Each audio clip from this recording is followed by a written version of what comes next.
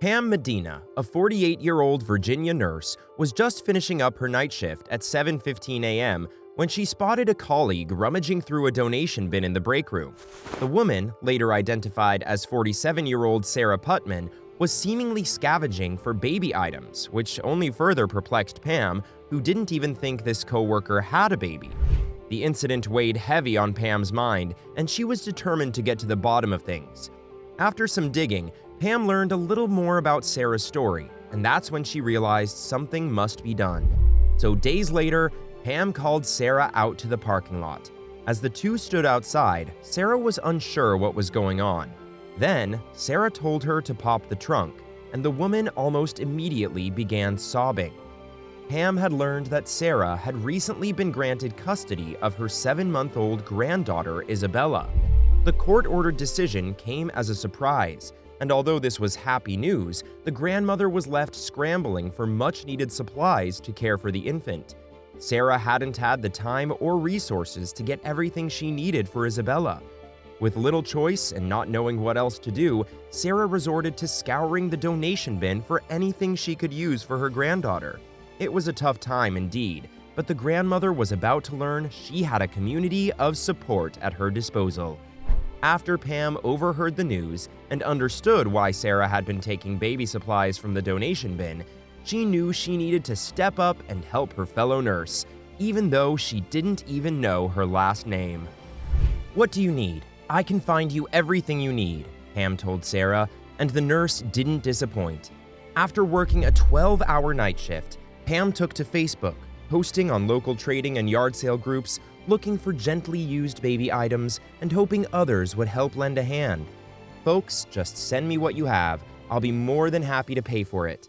Tell me where to meet you and I'll pick it up," Pam eagerly posted. She was pleasantly surprised by the response she received as donations came pouring in.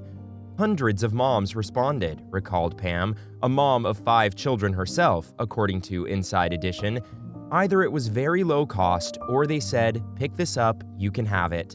So, being true to her word, Pam Medina drove all over doing just that. By 5:30 p.m. that day, Pam had collected hundreds of items from generous moms all over the area. Then, with her husband's help, she headed back to the hospital to surprise Sarah as the grandmother finished her shift. Pam told Sarah she had gotten her a stroller and took her to her car. Then, she told her to open the trunk.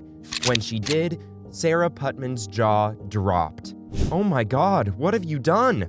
she exclaimed as she began to tear up, staring at the full trunk in shock.